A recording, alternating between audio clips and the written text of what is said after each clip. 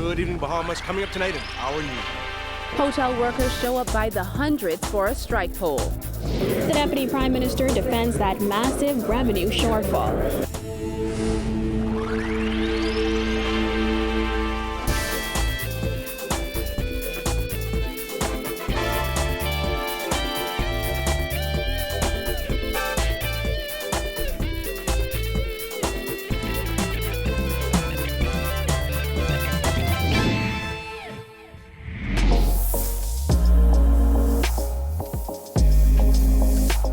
Our News is brought to you by Alive.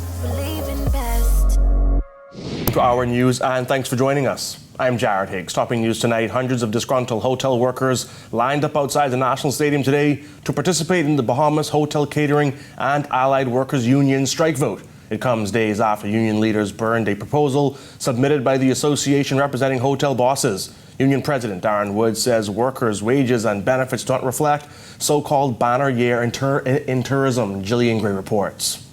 When our news team showed up to the polls, we met dozens of workers ready to cast their vote. And the union president said by the end of the day, he expects over 3,000 members to show up, as many of them are at their wits' end. Now you see what we've been telling you, that the people in the industry are not happy, and they will send a message to tell you that they're not happy. Thursday's strike poll comes 1 week after hotel union officials burned a proposal submitted by the Bahamas Hotel and Restaurant Employers Association, which represents Atlantis, The Reef, The Cove, Harborside Resort, Malaya-Nassau Beach, British Colonial Hilton, Lyford Key Club, Ocean Club, and Town Hotel. The workers in the hospitality industry has been disrespected for years. So let's start with that. If we fix that, you think they would have been out here today? They won't be here today. So for us, the issues are ensuring that our members are able to work in an environment that's conducive for working. The union said chief among the concerns is mandated gratuity amounts, as well as holiday benefits and increased severity of breaches. Union President Darren Woods said hotel workers have been tolerant for a long time. In the media for the past couple of days, they've been talking about the 15% and the ham and turkey. Yes, they are important, but they're not as important as proper terms and conditions. Gratuity was introduced because the employers didn't want to pay salaries. So if you're saying now that you want to take that away, what are you saying as it relates to their salaries? Because you're not going to give them an increase that is commensurate to what they were making before. And I can tell you, as long as I am the president of this union, that'll never happen. He added that workers are the backbone of the nation's #1 industry, and while visitor numbers have increased significantly, workers have not benefited from that. We hear the results that have been going out in terms of how tourism stopover visitors are up, the room revenue is up, they up month over month, but yet still the persons in the industry, they have not received an increase since 2012. So when you look at that and put that in perspective, they're actually, once we would have seen all the increase in terms of the cost of living, the implementation of VAT, the increase in VAT, them paying NIB out of their gratuities, their salaries have taken them even further back. So they are here to send a message to all and sundry that they've had enough, and they want to be recognized for the persons who they are and the contributions that they've made to this industry. On Tuesday, Tourism Minister Dionisio de Aguilar said a strike in the hotel industry at this time could have a devastating impact on the economy. Woods says he agrees with that, but added he's sure that even tourists would sympathize with hotel workers. He asserted that a strike certificate would give them leverage during negotiations. Now the scales are kind of balanced. The hotel union president said whatever their next move is, it will be in the best interests of all parties. Reporting for Our News, I'm Gillian Gray. Thanks, Gillian. Deputy Prime Minister Peter Turnquest defending the government's $240 million revenue shortfall, insisting they do not have a crystal ball to predict what projections will be met. The DPM tackled the topic during his ministry's post-budget press conference this morning. Jasmine Brown reports. As he was explaining the intricacies of the upcoming budget, the Deputy Prime Minister was asked about the revenue shortfall in this current fiscal year.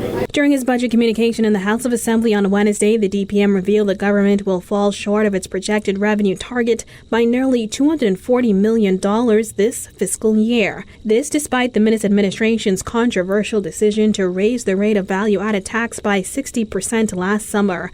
Given this major shortfall, Turnquest was asked why Bahamians should believe government's latest projections. GDP growth projections are exactly that. They're projections.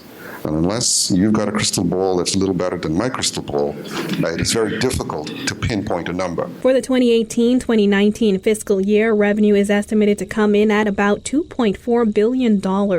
That's $238 million lower than what was budgeted at the start of the fiscal year. Despite the revenue forecast shortfall, projected revenue increased by $373 million in the 2018-2019 fiscal year.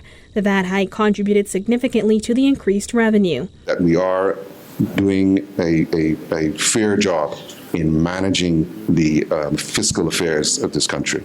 However, Turnquest did admit that they can do a better job with collecting revenue. He pledged government's commitment to clamp down on tax dodgers. Those of us who have more, and you'd be surprised at the class of people that don't pay their taxes. It's not the poor people. Poor people, vulnerable people pay their taxes. It's normally up on the high end, people who can traditionally afford to pay that don't pay. And so we are going to enforce the law that are on the book. Again, this is not a punitive exercise. This is not a gotcha exercise. This is a very much a partnership where the government does its part, the citizens do their part. Reporting for our news, I'm Jasmine Brown. A 37-year-old Freeport resident accused of attempting to smuggle cocaine through Lynden Pinley International Airport was charged in the magistrate's court today. Lucas Lewis was charged with possession of dangerous drugs with intent to supply, conspiracy to possess dangerous drugs, importation of dangerous drugs, and conspiracy to import dangerous drugs. Lewis, who was not represented by an attorney, pleaded guilty to all 4 charges. According to police reports, Drug Enforcement Unit officers in LPIA's Customs Hall searched the man and his bag, where they recovered a package containing 10 pounds of suspected cocaine, valued at $67,000. Authorities said the man had just arrived in the Bahamas from Suriname through Jamaica. According to Lewis, a lady in Suriname gave him the drugs to bring into the Bahamas and paid him $1,200. The magistrate noted that Lewis had previous drug-related charges stemming back to 2002, and he had been convicted 3 times. She asked Lewis why she shouldn't hand down the toughest conviction.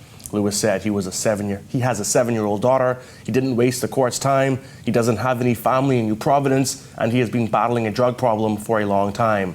Swain told Lewis it is a shame that an able-bodied man like himself can't make a living without dealing drugs. She handed down a 2-year sentence on each count to be served concurrently. Meanwhile, Education Minister Jeffrey Lloyd making it clear that he is against the excessive use of corporal punishment in schools.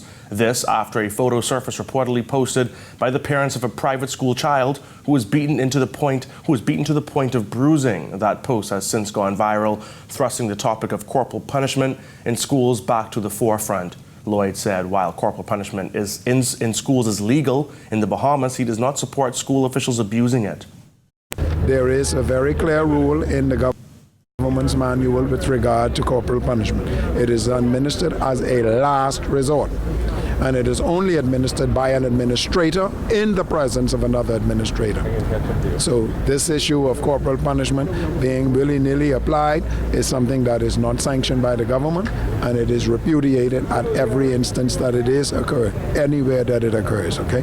Our children are not to be abused. That is not the intention. That is not going to be accepted. And any incidents of abuse, whether it's physical, moral, intellectual, or otherwise, will be strictly met with the most vigorous of resistance by this minister and the ministry. We reached out to the school in question. However, administration refused to comment. Lloyd said government is deciding where to move on the idea of students being physically punished in schools. There is a debate. There are those who feel that corporal punishment should be eliminated. There are those who believe that corporal punishment should remain as at least some possible sanction in the hand of whomever, teacher or administrator. That debate obviously will continue. The government will have its final position sometime after proper vetting and discussion and so on with the relevant stakeholders. Still to come on our news, government examining how best to pay off former BDC employees. The details after this.